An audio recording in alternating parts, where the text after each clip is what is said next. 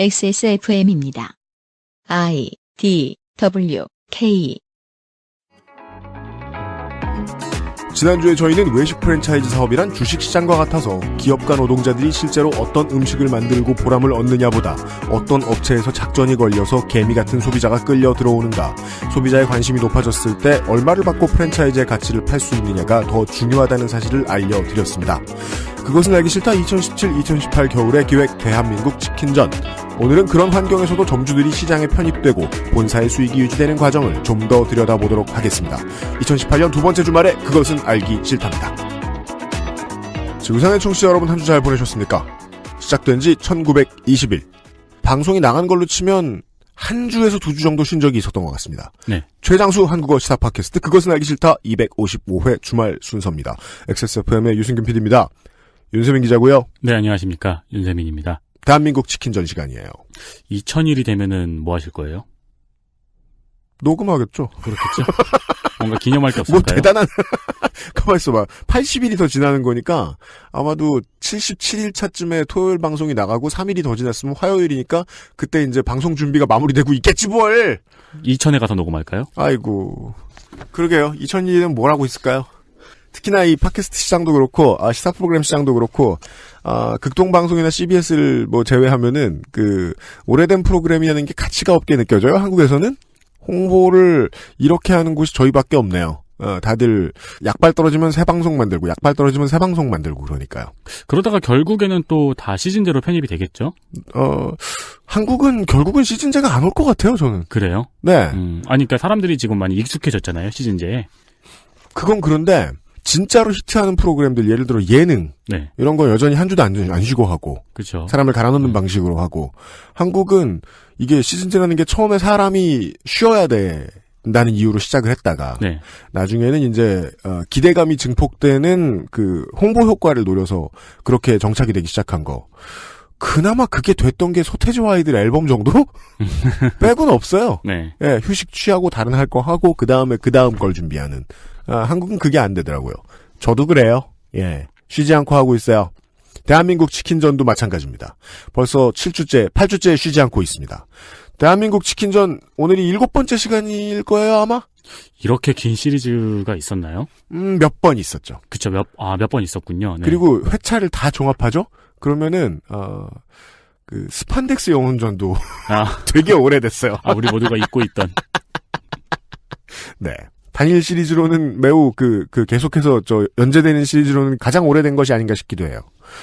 대한민국 치킨전 잠시 후에 지난주 끄트머리에 이제 정은정 농축산인이 이야기를 해주었던 치킨 다른 이런저런 프랜차이즈 창업 설명회 가본 이야기. 네. 에서 좀 더 진행을 해서 쪽 사업에서 가장 눈부신 기록을 내었던 프랜차이즈 산업의 좋게 말해 영웅들, 나쁘게 말해 원흉들에 대한 이야기들을, 그런 이야기들에서부터 다시 한번 이야기를 열어보도록 하겠습니다. 창업 스타일에 익스프레스형, 카페형 이런 거를 적어야 된다 그랬잖아요. 근데 또 그날 농축산인이 조금 바보 같아 보여야 된다, 취재를 위해서는. 그렇죠. 그런 말씀도 해주셨잖아요. 돈은 있는데 전 바보예요. 다음에 가서 약간 창업 스타일에 캐주얼한 힙합 이렇게 적어놓으면 어떻게든 털어먹을 수 있겠어. 그래서 당부 말씀드려야죠. 257회에요. 대한민국 치킨전 Q&A 시간이 예정되어 있습니다. 지금도 계속해서 질문들이 들어오고 있습니다. 네. 쓸 수 있는 질문도 있고 없는 질문도 있습니다. 푸르넥에서 준비한 푸르넥 선물 세트, 그리고 아로니아진에서도 준비한 선물이 있고요. 그 외에도 몇 가지 선물들을 더 지금 저희들이 섭외하고 있습니다. 많이들 질문 보내주십시오. xsfm25@gmail.com입니다. 오늘은 바로 만나지요. 내 삶을 돌아보는 시간. 대한민국 치킨전. 그러네. 스미마세. 2018년 1월 둘째 주까지도 이 방송을 하고 있을 줄은 몰랐죠. 저도 몰랐네요. 네. 2017-18 겨울 시즌 기획. 제가 한번 새해 결심을 하나 말씀을 드리려고요. 이달 내로는 반드시 이 시리즈를 끝맺고 말겠습니다. 생명 연장의 꿈이 너무 지금. 대한민국 치킨전 7번째 시간. 정은정 농축산인이 나와주셨습니다. 안녕하십니까. 네, 안녕하십니까. 오늘은 농축산인이 아니에요. 프랜차이즈 전문가. 네, 프랜차이즈 전문가예요. 네. 치킨과 관련된 프랜차이즈 이야기를 할까 했는데 생각보다 되게 많은 사람들이 치킨 말고 다른 프랜차이즈로도 고통받고 있거든요. 네. 네. 사실은 먹는 거 아니라 필라 얘기도 하실 수 있겠지만. 그렇죠. 네. 오늘은요. 일단은 지난주에 말씀드렸던 대로 두 개의 키워드로 시작을 합니다. 첫 번째는 카페베네, 두 번째는 토니버거입니다. 네. 무거운 말부터 할 수밖에 없죠. 일단은 그 카페베네의 창업주인 김성건 대표 같은 경우에는 지금 벌써 공정거래위에 지금 고발 상태고요. 네. 예, 이제 제소 당한 상태고. 네. 실제로 그때 우리나라에 스타벅스를 제일 처음 들여오고, 그리고 할리스 커피라는 뭐 토종 브랜드 커피로 봐서 커피에 진짜 뭐 황제라고도 불렸고요. 그다음에 네. 커피에 뭐 마이다스 손이라고도 얘기했었는데, 강훈 대표가 작년에 스스로 목숨을 내려놨죠. 맞습니다. 참 이상한 일이었어요. 같은 회사를 차려서 승승장구하던 두 명의 운명이 그런 식으로 갈리는데, 그래서 제가 왜 치킨점 연구를 좀 치킨집을 계속 쫓아다니다가 왜 이렇게 그 프랜차이즈 산업 전반의 영역으로 넓혔냐면, 한국의 이 유독 프랜차이즈화 진행이 너무 가속화됐다라는 거죠. 너무 많고, 그러다 보니까 이제 카페들을 제가 좀 보러 다니게 됐어요. 네. 근데 그때 그 여러 카페 그 프랜차이즈 중에서 대표적인 게 이제 카페 베네잖아요. 네. 카페 베네가 예전에 뭐 그 하이킥 시리즈에서 나오면서 사이더스하고 이렇게 협정을 맺어서 연예인들로, 그러니까 빅모델 전략으로 굉장히 갑자기 컸죠. 많은 연예인들이 모델이 예. 됐었어요. 드라마의 끝을 알리는 로고가 되었죠. 예. 그래서 세상 그 이후부터는 세상 모든 드라마를 보면 끝날 때쯤 되면 카페벤에 나오나 네. 이 생각을 늘. 그리고 카페 이런 대형 카페베네나 뭐 엔젤리너스나 이런 것들은 치킨점은 상상할 수 없을 정도로 창업 비용이 높거든요. 커피 전문점은. 네, 기본적으로 돈이 좀 있으신 분들이 진입을 해요. 실제로 가장 노른자위 자리에 존재하죠. 그리고 매장도. 건물주들이 가장 선호하는 업태이기도 하죠. 1층에다가 이렇게 카페가 딱 들어오면은 굉장히 건물 분위기 가치가 있는 건물 올라오고. 같아. 그래서 한때 소문도 있었어요. 카페베네 누가 차리면 강남에 사모님들이 이제 자기 차리는 딸한테 거다. 준다 먼저 이런 얘기까지 맞아. 있었는데. 그런데 이게 어느 순간에 확 이제 주저앉기 시작을 했는데 그래서 이상하다 싶었던 게 뭐냐면 카페베네 같은 경우에 되게 지금 상황이 어렵고 막 김성건 같은 경우는 파산 신고를 해서 나가고 막 이랬거든요. 네. 그런데 작년 요맘때쯤에 다시 사업자 모집 설명회를 하는 거예요. 이게 카페베네의 그 구도를 보게 되면 웅진 음료로 넘어갔다고 보시면 돼요. 어디로요? 웅진 음료, 웅진. 아침 햇살 만드는. 네. 웅진은 왜냐하면 보통 모든 프랜차이즈들이 또 그 편의점에서 파는 그 양산 음료를 또 같이 개발을 하잖아요. 카페베네 이름을 달고 혹은 뭐 엔젤리너스 이름을 달고 혹은 스타벅스 이름을 달고 파는 음료 시장을 그걸 만드는 패키지 사업을 했던 게 웅진 쪽이었어요. 그래서 이 김성건 회장은 이제 스스로 파산을 하고 나가고 그 뒤를 이어받은 게 이제 웅진 음료 CEO가 들어와서 다시 한번 자기들 이제 재기를 하겠다. 그래도 이 토종 커피에 자존심 아니었냐 이러면서 갔어요. 본사를 갔는데 이미 청담동 본사는 팔아 먹었고 저기 이제 성수동 그쪽이었던가 하여튼 그래서 갔는데 분위기가 좀 그렇더라고요. 왜냐면 이제 우리가 기존의 그 카페벤의 CI를 바꾼다 그러죠. 기업의 로고를 바꾸고 인테리어를 훨씬 더 고급스럽게 바꾸고 뭐 그리고 뭐 이렇게 메뉴판도 이제 전자 메뉴판으로 다 바꾸겠다 이러면서 사업 설명회를 막 하는데 저 같은 경우에는 지분 구조를 좀 보거든요.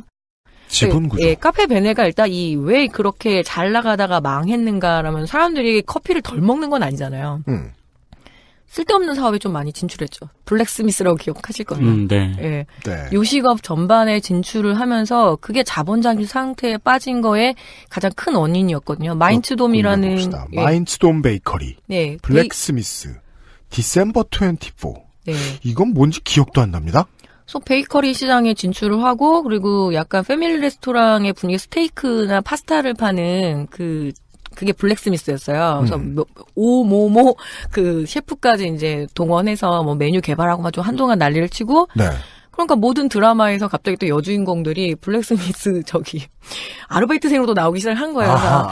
그러니까 예, 그 뻔한 방식이 있어요. 모든 여자 주인공들이 다 카페베네에서 울고 불고 헤어지고 그리고 나서 새로운 남자는 또 블랙스미스에서 만나고 막 이러면서 그래서 이거 뭐 하여튼 그런가 보다 했는데 자본단인 상태에서 빠진 거는 이 무리한 사업 확장인 거죠. 그럼 기존에 열심히 성실하게 그 카페를 운영하고 있던 점주들한테는 2차 피해가 오는 거죠. 2차, 3차 피해가 오는 거죠. 그래서 제가 이제 그 일 다니면서 어떤 곳에 갈 때 꼭 가는 카페 베네가 있었어요. 네. 왜냐하면 커피를 거기서밖에 못 마셔서 안 그랬으면 딴 데 갔을 것 같다는 생각은 드는데 아무튼 갈 때마다 한두 주에 한 번 가면 뭐가 조금씩 빠져 있거나 이상해져 있는 거예요. 네.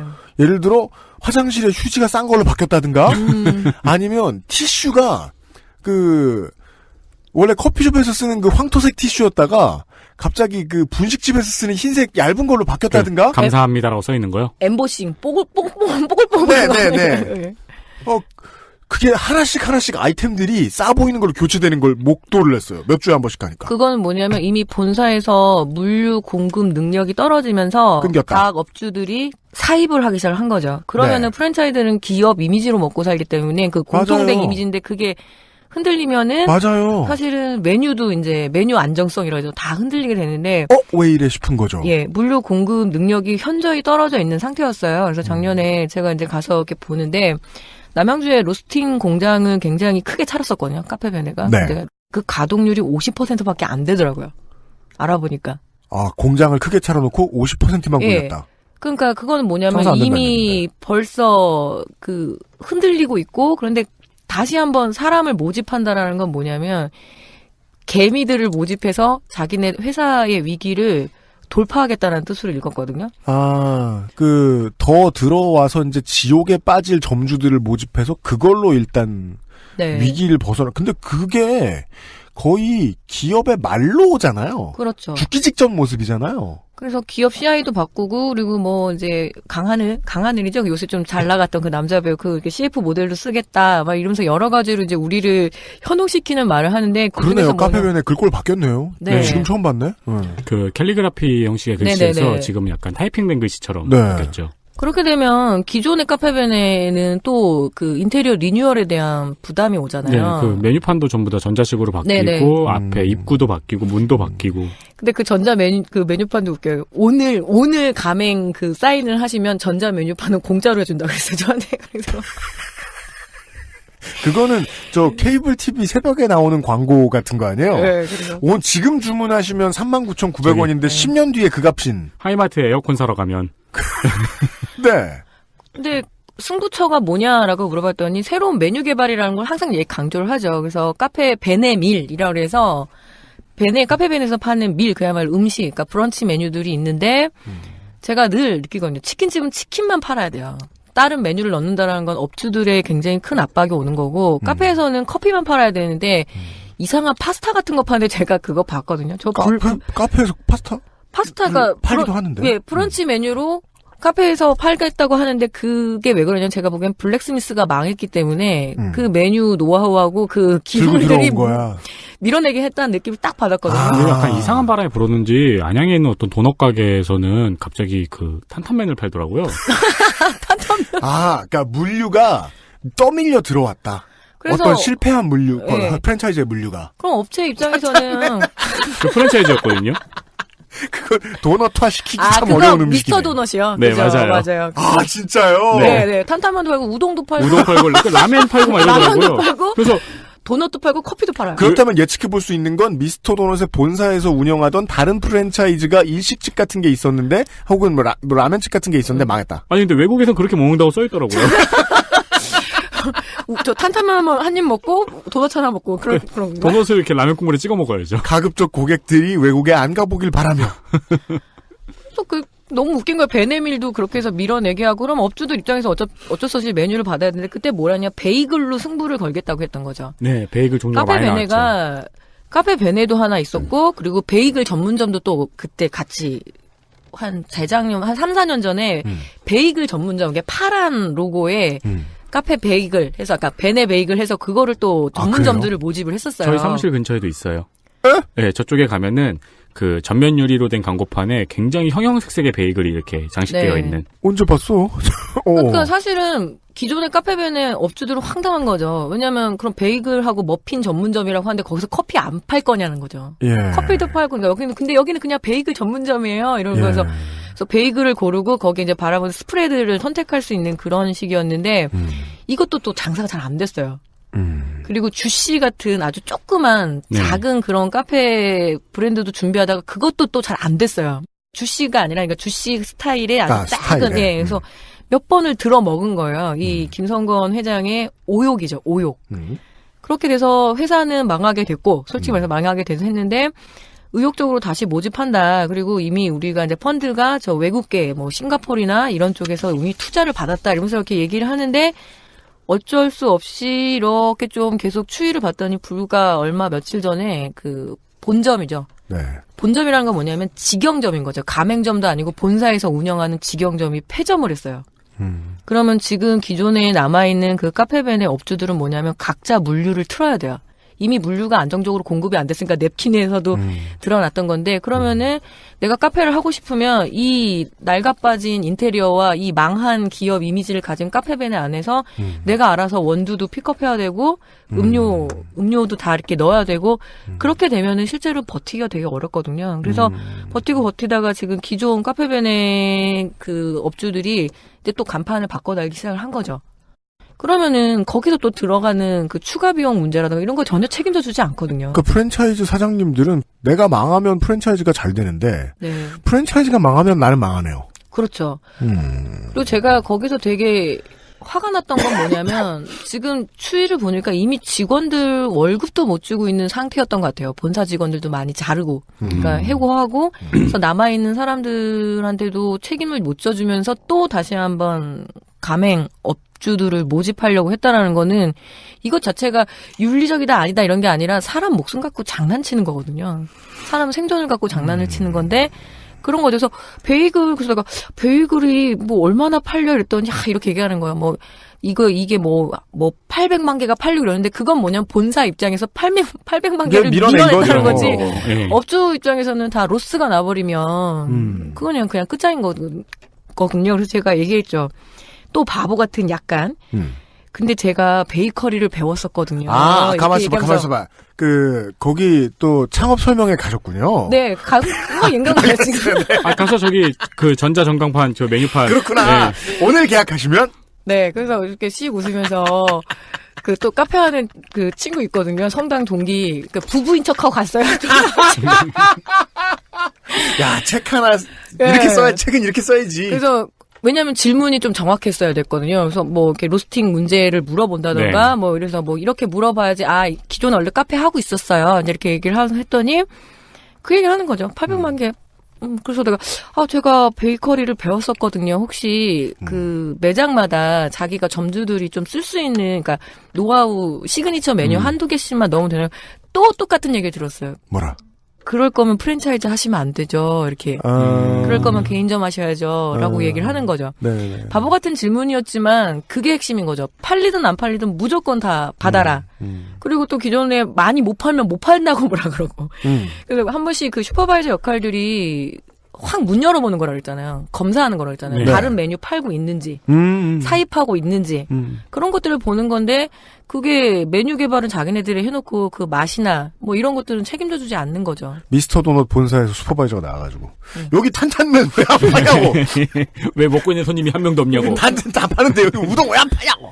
그러면 듣기 좋은 말은 그렇게 해요. 각 점주님들이 이렇게 여러 가지로 이렇게 이야기를 해주면 반영하겠다고 하는데 그게 반영이 되겠어요? 그럼요. 네. 그래서 그때 로스팅 우리가 카페베네가 커피가 맛이 없다고 그러는데 그래서 굉장히 유명한 모 카페가 있어요. 거기 바리스타랑 협정을 맺어서 새로운 브랜드를 출시를 하겠다고 얘기를 했어요. 근데 그거 결국 못했어요.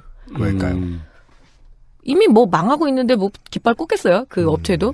그렇게 되면서 카페베네가 이제 제가 그 사건을 하나를 정리를 하고 있었는데 토니버거라는 데에서 김성건 씨가 다시 날개를 달고 난리를 치고 있더라고요.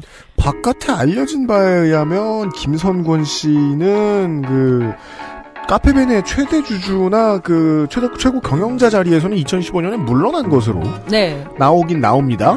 물러나고 그게 있어요. 원칙이 동종업계로 다시 사업을 벌이면 안 돼요. 내가 그러니까 커피 CEO였기 때문에 다시 나가서 커피를 하면 안 되거든요.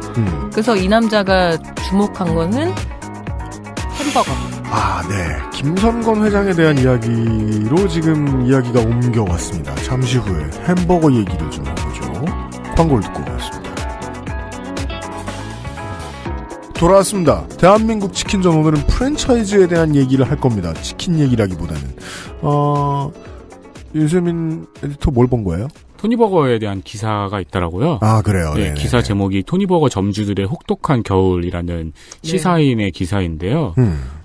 토니버거가 프랜차이즈 본사하고 마찰 때문에 가맹 본사를 공정거래법 위반 혐의로 신고하기도 했고 이 본사에서 가져가는 돈이 너무 많다는 이런 논란이 작년 말에 있었네요. 작년 말이라고 해봤자 며칠 전이죠. 저는 토니버거에 대해서는 그냥 가볼까 하고 검색을 했다가 그냥 블로그에 나온 솔직한 평 같은 걸 하나 봤어요. 네. 너무 지저분하다. 그게 패티를 맘스터치의 그 치킨 패티가 두껍고 동그랗다면 이거를 찡 늘려놨어요. 그래서 길어요. 그래서 빵 사이에 있는 패티가 빵보다 2배로 더 길어요. 그래서 삐죽 나와 있거든요. 그러니까 뭐 시설도 지저분하고 화장실도 지저분하다 이렇게 써 있는 거예요. 근데 그러면 견적이 딱 나오죠. 직원을 유지할 수 없던 거예요, 사장님이, 점주가. 그렇죠. 예, 이런 일이 있는 프랜차이즈야?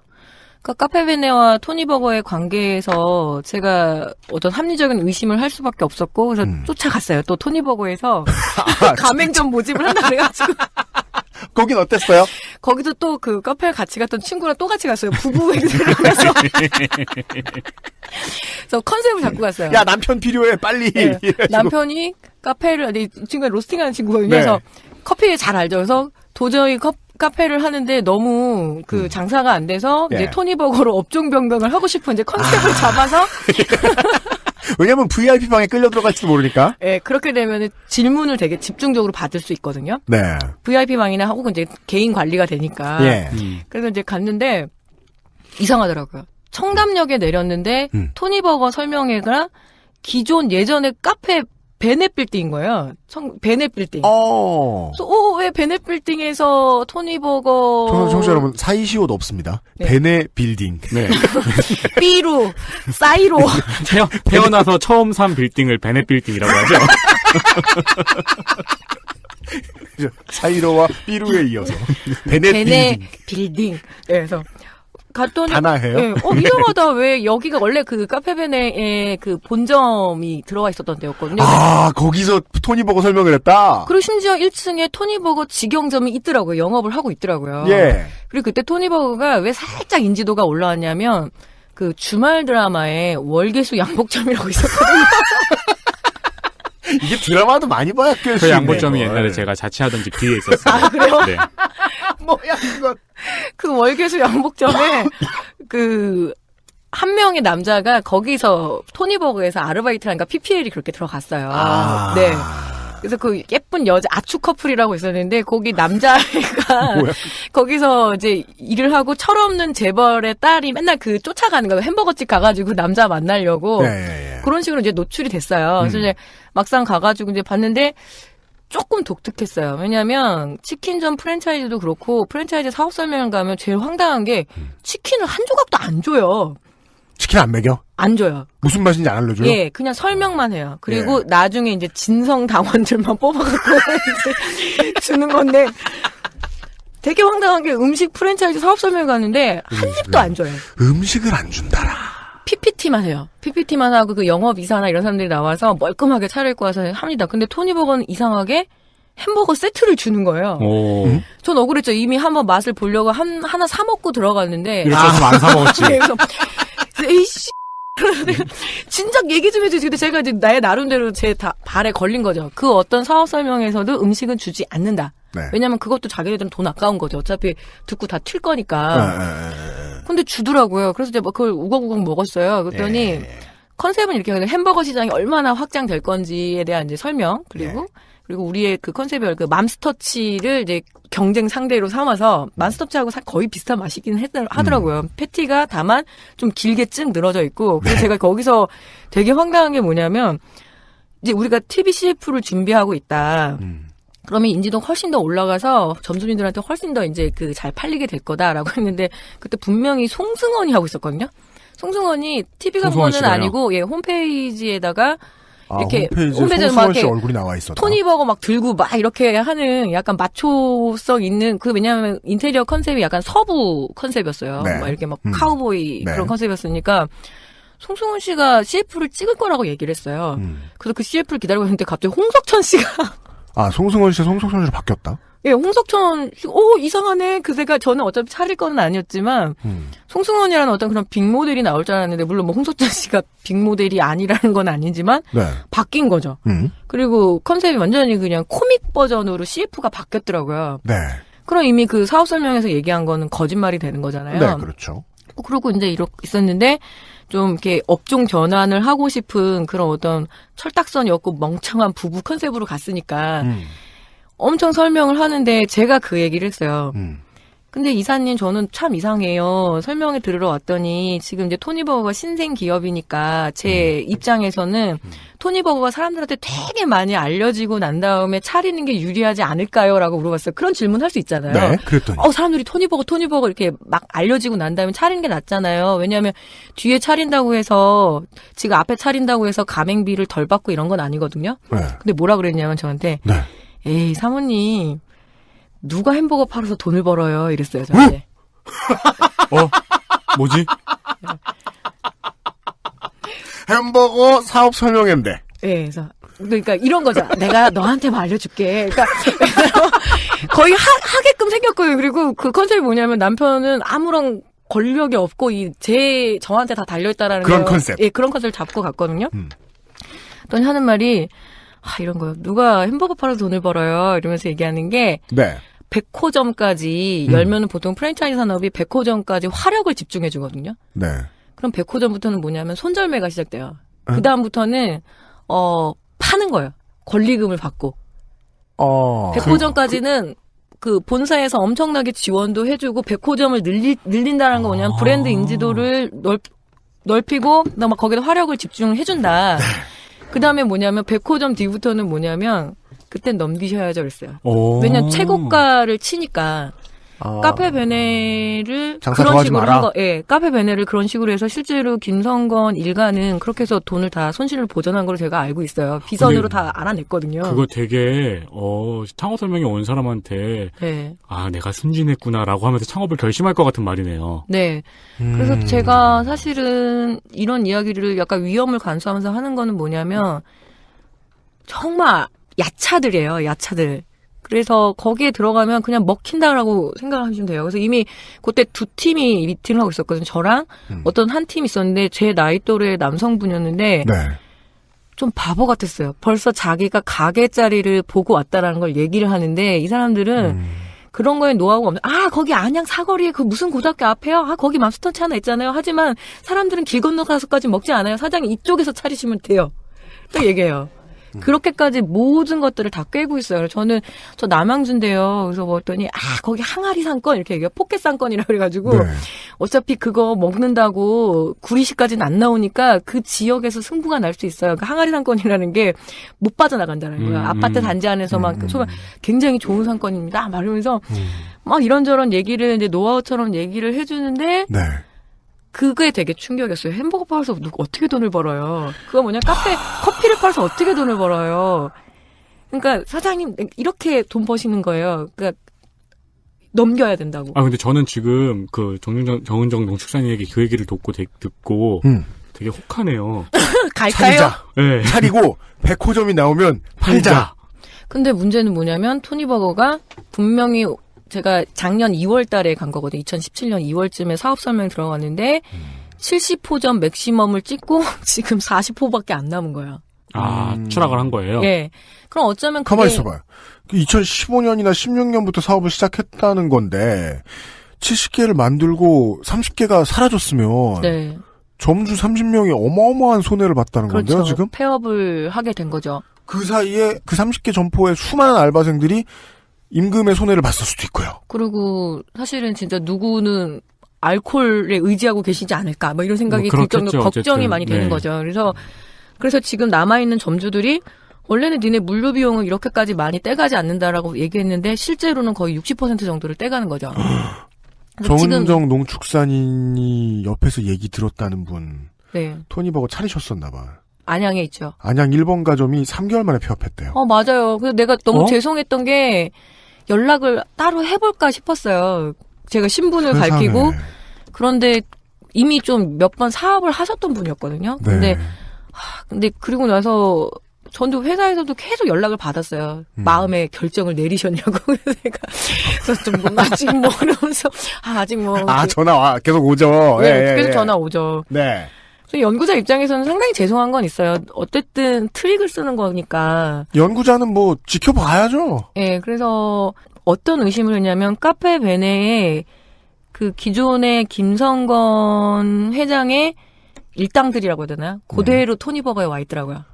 토니버거에서 카페베네가 무너져 내려가는 동안에도 본사의 수익을 보전하고 빠져나올 수 있었던 노하우를 그대로 써먹었다. 흑자 파산을 한 근데 것 같아요. 예. 그렇다면 이게 흑자 파산이 그 사람들의 사업 모델이라면 네. 이것은 법의 제재가 돼야 되는. 그렇지만 합법적으로는 돼 있기 때문에 그냥 CEO 물러나고 그리고 나는 카페 사업에 진출한 것도 아니고 근데 그때 그냥 장사가 안 돼서 망한 거다. 예, 그때 인상적이었던 건 뭐냐면 이분들이 다 카페베네를 하나씩은 갖고 있었어요. 토니버거의 이제 이사들이. 예. 그리고 그 얘기를 살짝 해더라고요. 넘겼다 자기네들도 그렇게 해서 돈을 좀 많이 손절매했다. 한몫 잡았다. 예, 한몫 잡았다. 손절매 수준은 아니죠. 사실은 굉장히 피크를 칠 때 폭탄 돌리기를 한 거죠. 이제 아는 거예요. 카페베네가 이제 안 되겠. 그건 안 되겠다라기보다 이제는 다시 리뉴얼 타임이 다가오니까. 그거는 주식 거래하는 사람들이 흔히 가지고 있는 의심이잖아요. 네. 내부자가 가격 올렸다. 네. 그 그림이라는 거 아니에요? 일종의 작전주 같은 건데. 네.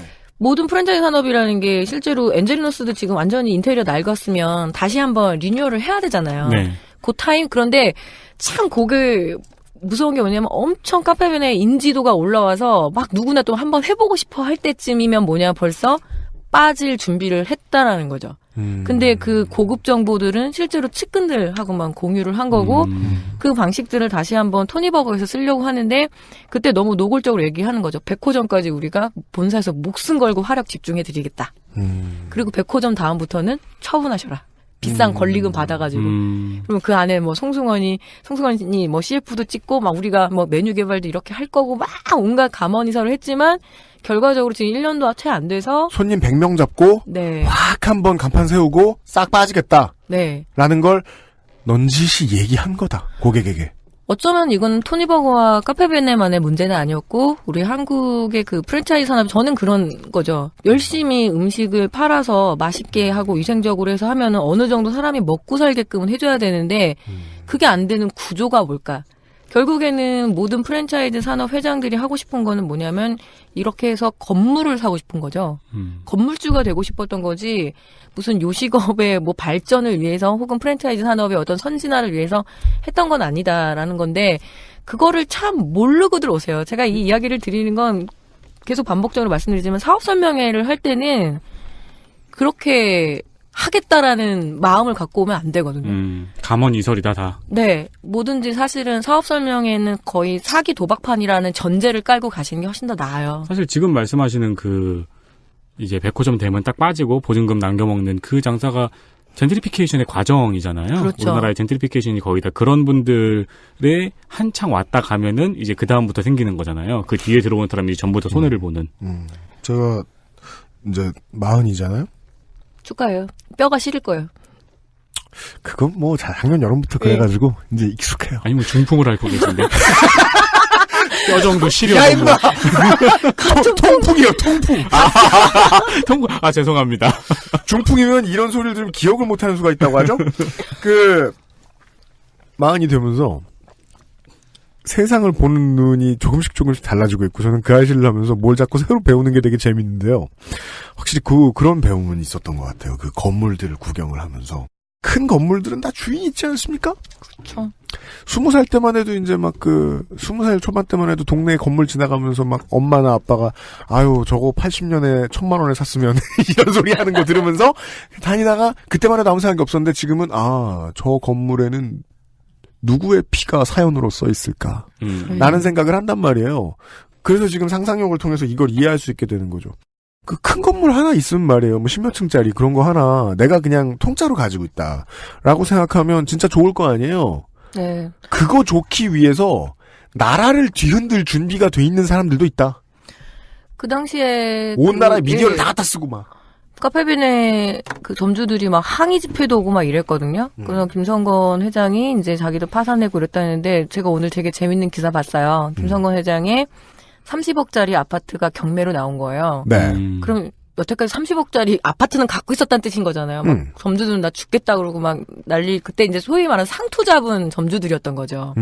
이미 이제 카페베네에서 본사에서 운영 능력이나 그렇게 할 노하우도 이제 다 그 상실하고. 예, 상실하고 이미 경쟁 업체들이 막 무섭게 치고 들어왔고 이런데 그게 좀 더 열받더라고 오늘. 그래 너 이제 다 파산했구나가 아니라 그럼 너 30억짜리 아파트는 갖고 있었네? 그리고 그때 질문했어요. 왜 토니버거 건물이 그 카페벤의 건물을 그대로 쓰고 있고 그 그쵸, 안에 그대로 쓰고 있더라고요. 그래서 이거 왜 이렇게 여기 카페벤에 그럼 카페벤을 가져갔다는 사모펀드의 정체를 네, 뭐며? 근데 그렇게 얘기하더라고요. 5년간 임대했다고 하더라고요. 이상하잖아요. 기존에 내가 말아먹고 나온 회사의 나왔는데. 건물에 그래서 내가 예 그냥 그러고서 그럴 수도 있군요 하니까 인테리어가 다 그런 이렇게 브리핑하는 설명하는 사업 설명하는 그 장소 자체가 기존의 그 카페벤의 점주들을 불러다가 설명하는 데랑 똑같더라고요. 그래서 5년간 임대했다는 말도 사실 안 되는 거서 이 차명으로 돌렸네. 그런 돌렸을 수도 있네. 예, 돌렸을 수도 있네. 그러니까 김성건 회장 소유의 빌딩은 아니지만 혹은 친인척 그러니까 제3자라고 그러거든요. 그러니까 관계를 맺을 때 친인척 중에서도 제3자는 그 약간 덜 그 감시를 받거든요. 누구한테 넘겨놨을 것 같다 이런 생각을 되게 많이 했어요. 그 현장에서는. 저는 그 생각이 드네요. 스베누가 이걸 못했네요. BJ 누구였더라? 소닉이요. 네, 무릎을 탁 치고 있겠네. 네. 아이쿠 내가 이것 만들었으면. 그때 딱 팔았으면. 네. 프랜차이즈 산업의 진심에 대한 이야기를 좀 들어보았습니다. 광고를 듣고 치킨으로 좀 돌아가고 싶습니다. 돌아왔습니다. 대한민국 치킨전 7번째 시간으로 함께하고 있습니다. 정은정 농축산인에게는 이야기가 너무 무서웠어요. 다시 치킨 얘기를 해봅시다. 네. 네. 수많은 치킨 프랜차이즈들이 연구를 해보면 상당히 많은 메시지를 준다는 것을 지난 7시간 동안 되게 많이 이야기를 해봤는데, 통큰 치킨은 뭘 대표하고 있는 거예요? 통큰 치킨은 역시 통큰 회사가 돈을 잘 번다라는 것을. 롯데가요? 예. 이게 아마 2010년이죠. 그때 아마 연평도 회전 나고 난리가 났을 때였는데, 한편으로는 또 뭐가 나냐면 롯데마트에서 통큰 치킨을 하루에 300마리씩 5,000원에 팔겠다. 저는 그 통큰치킨 난리가 났을 때 했던 생각은 딱 하나밖에 없었거든요. 뭐요? 그동안 얼마나 남겨 먹은 거야, 치킨 팔면서. 그렇죠. 그런 얘기들을 다 했던 거죠. 왜냐하면 뭐야 나는 최소한 15,000원 2만원 2만원 뭐 그때까지 2만원까지 찍는 치킨은 없었는데 지금 BHC 뿌링클이 22,000원 제일 최고봉인데 예. 그리고 하다못해 길거리에서 사서 먹는 그 길거리 치킨도 한 13,000원은 됐었거든요. 그래서 난리가 난 거예요. 근데 거기다 또 이명박 대통령이 기름을 부은 거예요. 나도 2주에 한 번씩 치킨을 시켜 먹는데 그래서 막 댓글이 와글와글 달려서 청와대에서는 뭘 시켜 먹냐 막 이러는데 청와대도 배달이 되는가 막 이렇게 했는데 2주에 한 번씩 시켜 먹는데 나도 비싸다고 느꼈다 이렇게 계속 얘기를 딱 해버린 거예요. 그럼 그 당시에 우리 국가라는 게 그 임금께서 하명하시면 다다다다다 움직이잖아요. 아니 근데 그거는 치킨을 좋아하는 사람 입장에서 네. 대통령도 저랬대잖아라는 그 마음이 들죠. 근데 굳이 롯데 물건이 한참 판촉을 하고 있을 때. 그렇죠. 네. 그래서 이제 난리가 났던 건 뭐냐면 프랜차이즈 산업협회에서 최초로 원가를 밝혔어요. 우리가 이게 그러니까 프랜차이즈 니네에서 그때 만티 카페도 되게 많이 만들어졌거든요. 그죠? 그래서 실제는 뭐 통큰 치킨을 뭐라고 하냐면 통큰 느님이라고 그러면서 그걸 기리는 모임들이 막 그랬는데 뭐 우리 여태까지 속아서 먹은 거 아니냐. 그래서 그때 얘기를 한 거죠. 이 치킨 한 마리에는 이런 원가가 있다. 그래서 염지닭의 가격, 그리고 뭐 치킨 박스 얼마, 그리고 배달비, 임대비, 인건비, 이런 게 다 있기 때문에 실제로 우리가 치킨 한 마리를 팔아서 3,000원에서 한 4,000원 정도밖에 못 남깁니다. 그래서 우리도 그렇게 많이 폭리를 취하는 건 아니에요. 그러면은 여기에서는 뭘 봐야 되냐면, 그럼 롯데마트는 어떻게 5,000원에 팔 수가 있냐? 라는 건데 당연하죠. 롯데마트는 롯데그룹이라는 데가 뭐예요? 기름 장사하는 데잖아요. 기름하고 밀가루 팔잖아요. 롯데마트가 롯데가 사실 유통의 핵이니까 그거를 가장 싸게 동원할 수 있는 모든 유통 노하우를 갖고 있고 실제로 또 얘기했어요. 우리도 사실 이거 5,000원에 팔아가지고 역마진 상태다. 한 마리 팔면은 손해를 감수하고 사은, 그죠? 늘 이렇게 고객님께 감사의 마음, 감사의 마음을 전하기 위해서 파는 거지. 우리가 이거 해서 돈 버는 건 아니라고 하는데 그 말은 되게 솔직했던 것 같아요. 근데 이제 일단 몇 가지가 안 들어가잖아요. 뭐 매장 인테리어 비용, 매장 월세, 가게 유지 비용 이런 건 안 들어가잖아요. 그럼에도 불구하고 그 당시에 논란을 보면서 롯데가 지금 미치는 것은 맞다. 라고 믿었어요. 왜? 그 시장을 일단 땡겨 오겠다. 그렇죠. 라는 투자의 의미죠. 그거를 누가 자극을 한 거냐면 원래 그 시즌에 이마트가 10,000원 피자, 대형 피자 있죠. 코스트코만한 거. 이마트 그거를 피자 한때 있었죠. 그래서 줄을 서서 원래도 이마트가 가장 강자였는데 줄을 서서 사 먹으니까 롯데마트가 또 안 그래도 좀 2인자 이미지가 강한데 거기다 또 자기네들도 피자를 할 수는 없으니까 치킨을 선택을 한 거죠. 저는 그거는 잘 했다고 생각을 해요. 피자의 완벽한 대체물은 치킨이니까. 그렇게 하다 보니까 하루에 300마리씩을 매장에서 팔면서 이 줄을 서기 시작을 한 거죠. 미디어가 알아서 광고를 해줬습니다. 지금 광고 협력업체가 돈 안 쓰고 2군데 들어왔어요. 모든 시사 사회면 기자들 하고 이명박.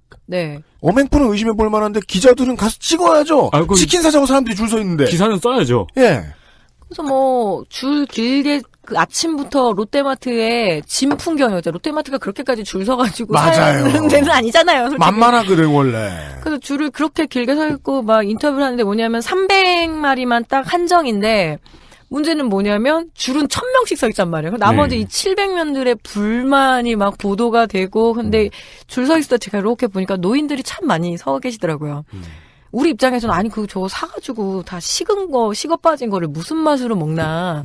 그런데 그때 인터뷰 중에 딱 하나 되게 인상적인 게 내가 오랜만에 좀 손주들한테 이렇게 치킨 한 마리 사주고 싶었다. 그리고 할 일 없는 청소년이라고 얘기하면 청소년들이 화낼 것 같은데 학생들이 그렇게 줄을 많이 서 있는 거예요. 그렇죠. 싸게 많이 먹을 수 있으니까. 그러니까 뭐 막 항의하고 근데 그렇게 왔어 기왕 또 마트에 왔는데 뭐냐면 튀기는데 시간이 걸리니까 고객님 호명해 드리겠습니다. 번호표 줄 테니까 좀 구경하고 오세요. 가서 쇼핑 때립니다. 그렇죠. 그러면 가면은 또 괜히 또 생각났다. 맞다. 나 이거 건전지 있었어야 되는데. 그러다 보면 뭐 되게 살 필요 없는 막 레저용 안면 마스크 이런 거 사잖아요. 그럼 뭐 괜히 막 불 들어오는 귀이개 막 이런 거. 와인 코르크 따개 이런 거 사고 막. 되게 잘 된다고 좋아합니다. 시험 삼아 와인 사보고. 뭐 그렇게 되는 거죠. 그래서 실제로 또 그렇게 호객 모집 마트 매출 상승으로 연결된다. 그리고 일주일 내내 롯데마트 했죠. 언론에서. 저기 맥주 엄청 팔았겠네요. 네, 그렇죠. 그게 신세계의 그 노브랜드와 피카 브랜드가 그렇게 싸고 질 좋을 수 있는 이유잖아요. 그렇죠. 사람들이 이마트에 많이 오게 만들고 기왕 산 거 이마트에서 코리크 따개도 좀 보고 가게 하는 효과. 일주일 만에 판매를 중지를 했어요. 워낙 이제 그 골목 셀카봉도 좀 사고. 셀카봉. 골목 상권에 대한 문제가 있고 하다 보니까 공정거래이나 이런 데서 그러면 이거 대기업이 진출할 만한 산업이 아니다. 치킨은 는 하지 마. 그래서 알겠습니다. 그래서 롯데마트는 이제 아니 하겠습니다 하면서 이제 7일 천하로 끝났어요. 네, 맞아요. 그래서 그때 뭐 카페에서 그 통큰느님을 화라 막 이러면서 막 그 자기들이 막 이렇게 제사도 지내고 이랬어요. 우리는 먹고 싶었는데 왜 못 팔게 하느냐. 좋아하는 사람들이 있었어요. 그 유명한 만화도 있었어요. 이렇게 막 통큰 치킨이 이렇게 들어오니까 치킨 브랜드들이 덜덜덜 떨고 있는 거예요. 그러니까 뭐 플래시몹도 하고 막 이런. 부어 치킨 나가 이러고. 그러다 보니까 일주일 만에 끝났는데 그래도 사람들한테 이 통큰이라는 이름이 인지가 돼서 그다음부터 뭐냐면 통큰 불고기. 통큰 넷북. 그러니까 롯데마트의 모든 그 자사 PR 브랜드 통큰자를 붙이잖아요. 그러면은 이 기업에서 브랜드 하나 인지시키는데 그렇게 오래 걸리거든요. 이거를 단 7일 치킨 만에. 몇천 마리로 해결했다. 그렇죠. 이게 그러니까 프랜차이즈 사장님 입장에서는 치킨은 골목 상권이다. 마트가 여기까지 침해하면 어떡하느냐인데 소비자 입장에서는 또 얼마나 열받아요. 그렇죠. 그것 때문에 우리는 비싸게 사 먹는 걸 계속 먹으라고 하면서. 그래서 그 다음부터 또 소소하게 이미 튀김기나 제반 시설이 들어와 있기 때문에 롯데마트가 통큰 돈가스 말해서 돈가스도 또 한 번씩 튀기고 뭐 30주년 기념 그래서 또 다시 한번 통큰 치킨 해서 또 팔아요. 5,000원씩 해갖고 이벤트를 이제 하는데 사람들이 이제 그런 거에 논란을 제기하기도 지쳐 있는 상태고. 그래서 그냥 흐지부지 또 이렇게 된 건데 그 사건을 통해서 깨달은 거는 뭐냐면. 치킨 한 마리가 갖는 원가가 한번 이렇게 좀 공식적으로 밝혀진 것도 있고, 그리고 대기업들의 그 생기라고 할까요? 그걸 또 한번 더 보게 된 거죠. 그리고 이 유통의 획을 진다라는 게 얼마나 대단한 일인가. 특히 식품에 있어서는. 네, 맞아요. 그래서 그런 여러 가지 상황들을 좀 보면서 씁쓸하기도 했었고, 저도 사실 줄 섰거든요, 그때. 먹어봐야 되니까. 아니, 근데 끝내 못 먹었어요, 끝내. 근데 그게 진짜 되게 슬픈 싸움인 게 우리나라에서 네. 되게 뭐 택시도 그렇고 여러 분야에서 이런 양상이 많이 일어나잖아요. 네. 대기업과 대기업 혹은 돈 많은 사람과 돈 많은 사람의 싸움인데 싸움은 제일 밑에 있는 프랜차이즈 사장님이 하거나 네, 가장 밑에 있는 분들이 싸움은 나서는. 네, 그러니까 실전에 나갔을 때 어떤 상해를 입게 되는가는 네. 본사의 상관이 아닌. 그죠. 그래서 프랜차이즈 치킨점을 하는 점주들은 괜히 다 같이 사기꾼이 돼버린 거죠. 완전히. 그렇죠. 근데 실제로 그 근데 피토하는 지난 시간에 들으셨죠? 네. 들으셨죠? 이런 위험 저런 위험을 다 직접 돈을 내고 계시고 광고 모델 한번 바뀌면 그 광고 모델한테 주는 돈도 객출 당하셔야 되고 요기요와 배민에 내야 되는 돈도 많으시고. 그리고 이제 농축산인으로서는 이렇게 먹는 장사가 많은데 왜 한국에서는 농업은 힘들까? 이게 이제 저의 정말 근본적인 고민이었어요. 아니 그러면 이렇게 치킨 많이 먹으면 좀 양계농가도 좀 돈줄 벌어야 되고 이러는데 그렇죠. 한국은 정말 연결이 안 되거든요. 요식업은 많지만 그리고 사 먹는 비율도 높지만 농촌 농업은 너무 힘들잖아요. 그건 왜냐하면 사장님들이 손실 보전 혹은 조금이라도 돈을 벌기 위해서는 감히 국내산 농수축산물에 손을 댈 수 없죠. 코스트코를 달려가야죠. 코스트코나 롯데마트에 가서 그리고 대기업들이 만들어낸 식자재 마트에 가서 소위 말하는 글로벌 푸드를 선택해야지만 내가 살 수 있는 거죠. 그러면 그건 한 문장으로 정리하자면 내가 먹는 장사로 먹고 살자라면 한국의 농촌은 밟고 가야 되는 거죠. 지지 밟고. 패스. 네, 패스하고 그런 과정 때문에 사실은 가장 밑바닥이라고 할 수 있는 농민들과 자영업자들이 같이 힘든 거고 그 상황에서도 또 이제 나는 존재들은 있으니까요. 그래서 그거를 이제 전 좀 치킨으로 계속 보려고 했던 거죠. 알겠습니다. 2시간에 걸쳐서 프랜차이즈 산업에 대한 이야기들을 해봤습니다. 명은 별로 없습니다. 암은 많았고요. 네. 네. 명은 누구한테 난 것 같은데 그건 왠지 차명계좌나 사모펀드에 가 있는 것 같습니다. 그렇죠. 네. 그죠. 우리가 뉴스에서 누구누구 회장 망했다더라 라는 얘기도 에이 안 망했겠지 이렇게 쉽게 생각하면 안 되겠지만 그렇다면 그 돈은 공중분해되진 않았을 것이다라는 생각은 해볼 필요가 있을 것 같긴 해요. 그렇죠. 예. 그리하여 이제 대한민국 치킨전은요. 마지막 필드만 남아 있습니다. 농민들입니다. 농축산인이 온 곳. 거기에 대한 이야기를 다음 주에 해보면서 대한민국 치킨전을 마무리 짓도록 하겠습니다. 다음 주에는 한 해로 끝날까요? 제가 노력하겠습니다. 나와의 약속. 새해 약속. 네. 얼마나 지겨우시겠어요. 아니 근데 정말 그리고 또 이게 우리가 또 너무 느리면 안 되는 게 그러니까요. 지금 이 마지막 시간에 Q&A 하기로 했잖아요. 예. 질문이 너무 많아요. 아 진짜요? 생각보다 많이 와요? 별의별 질문이 이제 일단 잠 보여드릴게요. 떨린다. 네. 계속해서 질문을 받고 있습니다. xsfm25@gmail.com이고요. 네. 정은정 농축산인과 다음 주 이 시간에 다시 만나뵙도록 하겠습니다. 오늘도 수고하셨습니다. 고맙습니다. 감사합니다. 아스트랄 뉴스 기록실 뉴스 아카이브 기억해볼 만한 옛날 뉴스들을 정리해드리겠습니다. 먼저 2011년 1월 13일입니다. 7년 됐네요? 네. 네. 사실상 21세기 계속 반복된 일들입니다. 그렇습니다.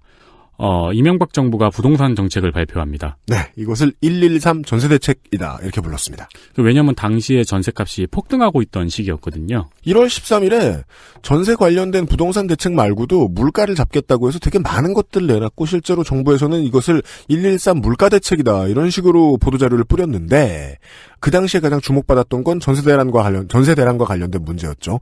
기억해보시면 그때부터 전세가 사라진다는 이야기들이 한참 많이 들릴 때였습니다. 그렇죠. 전세값이 매매값을 상회하는 경우도 이때 일어났었죠. 2011년 1월 16일에 한국일보에서는 번지수 잘못 찾은 113 전세대책이라는 기사가 실렸습니다. 네. 기사는 전세값이 가장 많이 오르는 아파트는 중소형인 60에서 80제곱미터의 아파트인데 즉 3, 4인 가구가 선호하는 주택인데 정부의 대책은 60제곱미터 이하의 1, 2인 가구를 위한 소규모 주택 공급 확대에 초점이 맞춰져 있다는 지적이었습니다. 네. 사람들은 여러 가지 요구사항을 가지고 있기는 합니다만은 한국에서 살다 보면 평균이 잡히죠. 중위값이 잡히죠. 네. 그 중위값은 제가 알고 있는 바에 의하면 혼인을 원하지 않는 사람 및 가족을 더 이상 늘릴 생각이 없는 가구 네. 아니면 뭐 친구랑 사는 사람 한두 사람 모시고 사는 사람이 이렇게 그 작은 가구는 월세를 냅니다. 보통 그렇죠. 그게 중위값입니다. 네. 그리고 먼 미래를 내다보면서 당장 목돈이 없는 사람들이 하는 것이 대출을 내서 전세를 얻는 것이었는데 그건 보통 가족 계획이 있는 부부입니다. 네. 예, 애가 지금 하나, 둘 혹은 앞으로 늘려나갈 생각이 있는 사람들. 그 사람들이 보통 주요 전세 고객이죠. 그렇죠. 아니면은 아파트를 하나 분양받은 사람. 네. 그 당시에 윤세민 에디터가 지적해준 한국일보의 이런 평가가 아니더라도 되게 많은 언론들이 1월 13일 일주일 지나고 2주일 지나고 이때쯤부터 계속해서 이번 전세대책은 이상하다. 전세를 못 잡겠다. 그리고 한 달이 지난 다음에는 이 전세대책이 나온 다음에 전세값이 폭등했다. 라고 이야기를 했습니다. 왜? 지난 두 번의 정부 모두 부동산 대책을 내놓겠다고 하고 집을 몇 개를 더 늘리겠다라고 말을 한 다음에 임대를 해줄 사람들이 편하게 대출을 바꿨어요. 집을 더 많이 살 수 있게 해줬죠. 네. 이런 경우들을 이제 우리는 그 일관성에 있어서 큰 흐름에 있어서 너무 많이 봤기 때문에 지겹습니다. 커다란 사람들의 삶에 문제가 생겼을 때 그 재난이나 재앙을 가지고서 있는 사람들을 배불려주는 제도를 만들어내는. 네. 그런 것의 일환으로 부동산 대책이 너무 많이 쓰였습니다. 네. 지난 9년간의 문제였고 그 결과로 지금 정부는 전세도 없고 집을 살 수 있는 사람도 없고 그래서 비트코인이나 투자하고 있는 이런 세상을 떠안게 된 거죠. 아, 리플이 떨어졌어요. 우리 방송은 그 얘기 안 하냐고 하시는데 그것과 관련돼서 무슨 얘기를 해야 될지 모르겠습니다. 왜냐면은 저희가 청취자 여러분들의 생각도 되게 다양하실 거고 저희가 오늘 녹음을 한 다음에 다음날 방송이 나가잖아요. 네. 그 사이에 시세가 변동이 와서 그럼요. 네, 실시간으로 해야 돼요. 그거는. 네. 그리고요. 1988년 1월입니다. 슈퍼콘트라 아케이드가 발매되었습니다. 네. 코나미에서 콘트라의 후속작인 슈퍼콘트라 2를 발매했는데요. 기억나십니까? 아케이드에 가면은요, 오락실에 가면은 혼두라라고 써 있었습니다. 네. 너무 이상했습니다. 시작 화면을 보면 C로 시작하는데 이름이. 혼두라라고 써 있는 곳은 근데 아무래도 조금 부촌인 것 같고요. 아, 그래요? 네. 경기도 지역에서는 람보라고 써 있었어요. 람보가 아닌 것이 자명한데. 조금 이제 게임을 아시는 분이면은 람보와 에일리언. 네. 당시 오락실에서는 별로 인기가 없었는데 페미컴으로 이식이 된 후에 인기를 끌었습니다. 왜냐하면 난이도가 너무 높으면 게임성이 훌륭해도 아케이드에서 실제로 돈을 모으지는 못합니다. 맞습니다. 그리고 1992년에 후속작으로 콘트라 스피리츠가 나옵니다. 이런 람보류의 게임은 나중에 쇼크트루퍼스 기억하세요? 네. 그리고 메탈 슬러그까지 명맥을 이어갑니다. 메탈 슬러그를 좀 더 잘 기억하죠. 전작인 혼두라는 특이한 점이 있었어요. 3D 액션을 지원했어요. 네. 근데 그 3D가 뭐냐면 2D 바탕으로 3D 게임을 만들어야 되니까 앞으로 총알이 나가는데 총알이 그냥 작아져요. 멀리 있는 상대는 그냥 작을 뿐이에요. 네. 그래서 어린 마음에 보면서도 그 역설을 느끼는 거죠. 3D 아닌데 3D 흉내내고 있다. 실제로 그렇게 머릿속에 정리가 되어 있진 않았지만 그냥 평면인데 이거 먼 것처럼 보여주느라 고생이네? 그런 생각을 많이 했었어요. 사실 레이싱 게임에서 적용했었던 방법이죠. 네. 원근감을 이용해가지고. 네. 그랬다가 슈퍼 콘트라로 바뀌면서 횡스크롤이 가끔씩 탑뷰로 바뀌어요. 네. 위에서 보는 뷰로 바뀌는 방식. 뷰를 여러 가지를 동원하는 게 이 콘트라라는 게임의 특징이었고 88년, 9년, 7년 이때 나왔던 다른 그 아케이드의 대작들에 비해서도 훨씬 좀 진보된 형태의 게임이었던 것 같아요. 난이도가 워낙 그 혼두라 시리즈는 총알이 스치면 죽었어요. 예. 예, 아주 어려운 게임이었습니다. 그래가지고 좀 사람들이 외면해서 그렇지 그 게임의 존재는 다들 알고 있었거든요.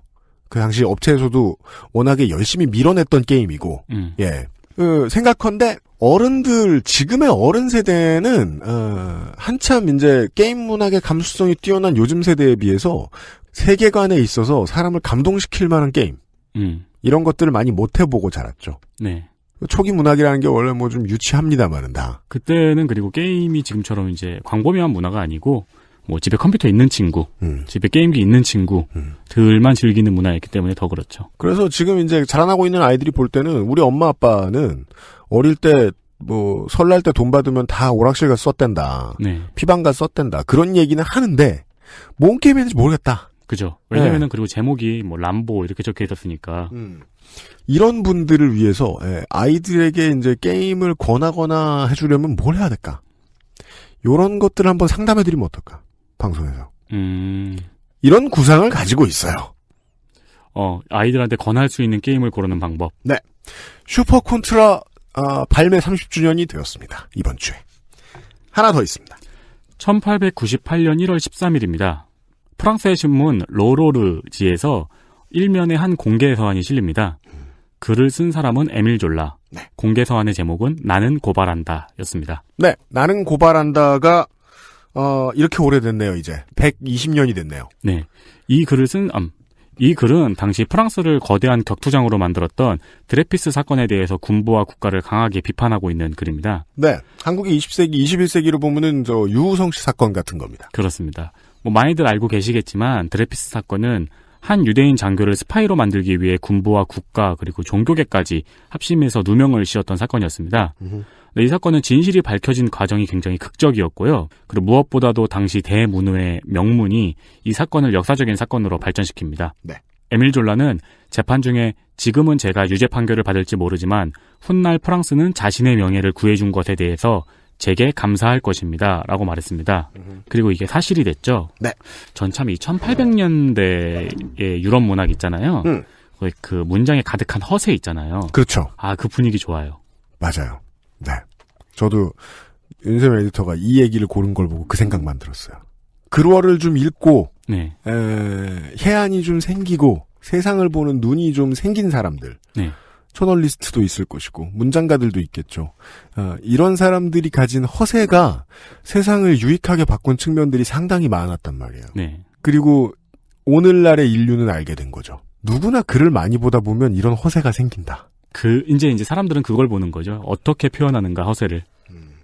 그러니까 지금 시대는, 저는 그 생각이 드는 거예요. 지금 시대로 말할 것 같으면 한국은 5천만이 에밀 졸라다.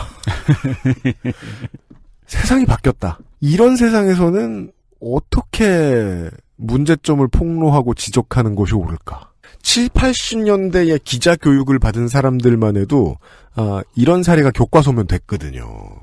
부당하다. 그렇게 느껴질 때는 참지 말고 나서야 된다. 그죠. 근데 이제는 모두가 언론을 가지고 있는 시대니까 무엇을 부당하다고 느껴야 하는가? 그것도 다 정치적인 선택인 거죠. 옛날에 글 쓰는 사람이 많이 없을 때는 그냥 비분 강개하면 그걸로 끝나는 시절이었단 말이에요. 네. 유우성 씨 사태에 대해서 한두 언론인이 짚고 한두 언론인이 뭐라 그랬습니까? 그렇죠. 예, 예전하고는 달라요. 그러니까 유우성 씨 사태하고 드레피스 사건하고 유우성 씨요.